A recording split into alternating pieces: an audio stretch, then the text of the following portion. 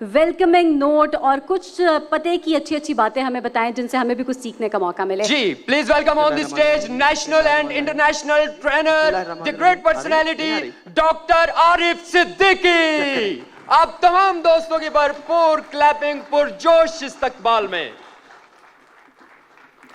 Thank you बहुत बहुत शुक्रिया इतने अच्छे तारुफ का। लेकिन अभी मैं वो काम की बातें बताने नहीं आया। मैं आज के दिन के हवाले से चंद बातें करना चाहता हूं। आज का दिन बिलाशुबा हमारे शानदार माजी, हमारी इस्तेकामत, हमारे अजदाद की जिद्दोजहद, उन्हें खराज तहसीन पेश करने का, उन पर नाज करने का दिन है।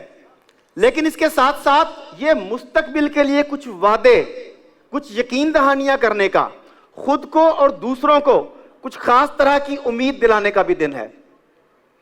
यह वतन जिसकी बुनियादों में ला इलाहा इल्लल्लाह की गूंज और शोहदा का लहू शामिल है, अब यही वतन अपने इस्तेहकाम और बका के लिए हमारा पसीना और हमारी मेहनत मांगता है। जब से पाकिस्तान बना हमें दो महाजों पर लड़ना पड़ा, एक दाखिली महाज, एक खारजी महाज। खारजी महाज पर हमने 48 की जंग लड़ी, 65 की जंग लड़ी, 71 की जंग आ गई, फिर कारगिल का मामला आ गया। हम तमाम तर हालात में अपना वजूद बरकरार रखने में कामयाब रहे। मगर खतरा कहां हुआ?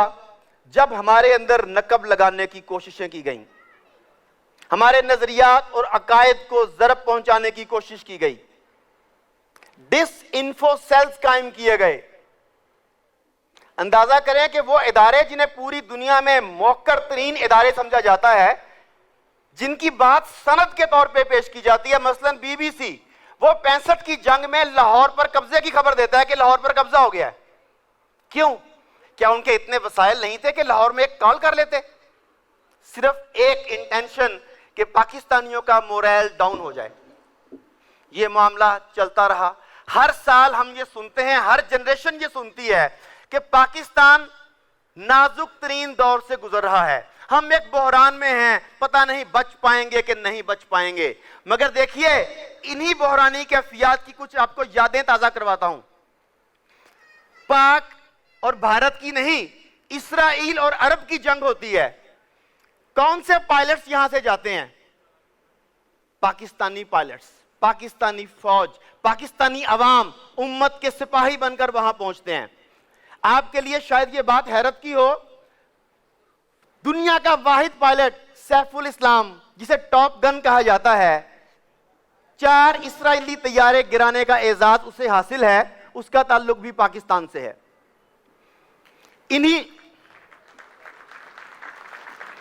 इन्हीं नामसाद हालात की बात करते हैं।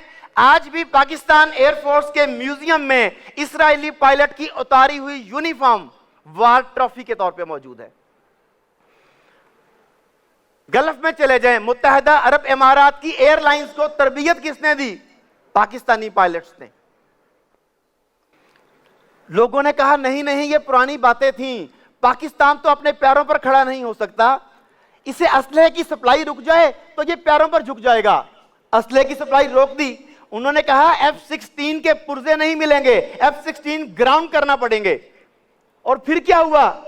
2 साल के बाद पूरी दुनिया ने पाकिस्तान की फिजाओं में JF थंडर की परवान उड़ते देखी। और असल तालियां जिस पर आनी है, उस परवान के नतीजे में एक खूबसूरत फिक्रा, टी वॉज फैंटास्टिक। याद आया कुछ? T was fantastic. भारतीय पायलट अभिनंदन के मुंह से निकला गया फिक्रा पूरी दुनिया में भारत की हजीमत और शिकस्त का एक सिंबल, एक निशान बनकर सामने आ गया। जहां कहीं जाता है, जहां कहीं कहा जाता है टी इज फैंटास्टिक, तो इसका मतलब पाकिस्तान की बढ़तरी और अजमत होता है। इन्होंने कहा पाकिस्तान के हेल्थ मामलात बहुत खराब हैं, पाकिस्तान में लोगों की हेल्थ की सहूलतें मुयस्सर नहीं। अच्छा, तो क्या आपको पता है कि पूरी दुनिया में सबसे बड़ा एम्बुलेंस नेटवर्क पाकिस्तान की एक प्राइवेट एनजीओ ने पैदा किया, जिसके लिए शुक्रिया अदा करते हैं अब्दुल सत्तार ईदी का। पूरी दुनिया में सबसे बड़ा एम्बुलेंस नेटवर्क। इन्होंने कहा पाकिस्तान ये जहां जाता है पैसे मांगता है, कर्जे मांगते हैं, इसके हुक्मरान जहां जाते हैं कर्जे मांगते हैं, ये अपना काम तो कर ही नहीं सकते। पता नहीं कैसे कैसे अल्फाज, कैसी कैसी बातें हमारे बारे में कही गई। लेकिन दूसरी तरफ माइक्रो फाइनेंस बैंकिंग में अखुव्वत ने वो काम किया कि उसने ग्रामीण बैंक को पीछे छोड़ दिया। उन्होंने लोगों पर पैरों पर खड़ा करने के लिए वो काम करना शुरू किया कि आज उनके प्रोजेक्ट के ऊपर पूरी दुनिया में पीएचडीज हो रही हैं।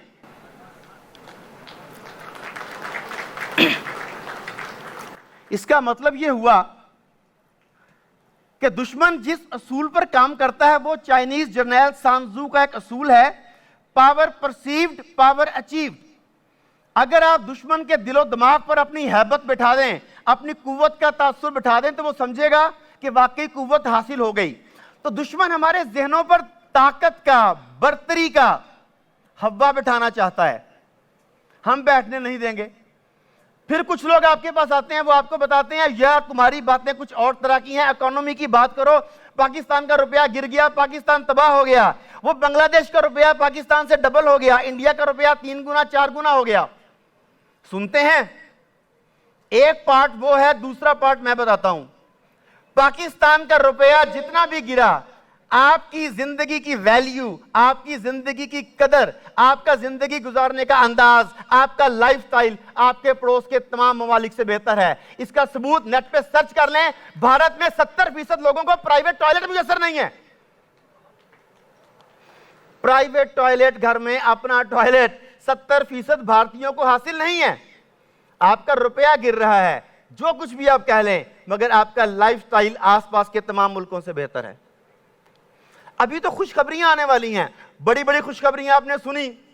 रेकॉर्डेड वर्ल्ड मिनरल समिट हो रही है, ग्वादर का प्रोजेक्ट आपके सामने है। पूरी दुनिया का मईशत का रुख पाकिस्तान की तरफ मुड़ने वाला है। यह तो हो गया हुकूमतों के मामलात। जरा प्राइवेट मामलात ले लें। आखिरी फिक्रे बोलता हूं, क्योंकि असल काम तो हम कुछ और करेंगे। अभी आखिरी फिक्रे बोलता हूं आज के दिन के हवाले से। अगर अब्दुल सत्तार ईदी अपनी बेगम बल्कीस ईदी के साथ मिलकर दुनिया का सबसे बड़ा चैरिटी नेटवर्क बना सकता है, अगर अखुव्वत चंद लोगों के ग्रुप के साथ सबसे बड़ा माइक्रो फाइनेंसिंग का काम कर सकते हैं, तो ये कई हजार लोग जो इस वक्त अल हयात के प्लेटफॉर्म पर जमा हैं, अगर सिर्फ ये चंद हजार आज के डिसीजन कर लें, तो क्या दुनिया की मौशी सरगर्मियों का हब पाकिस्तान बन सकता है? तो फिर इस बारे में गुफ्तगू थोड़ी देर बाद करते हैं कि कैसे। Thank you very much. Pakistan, thank you.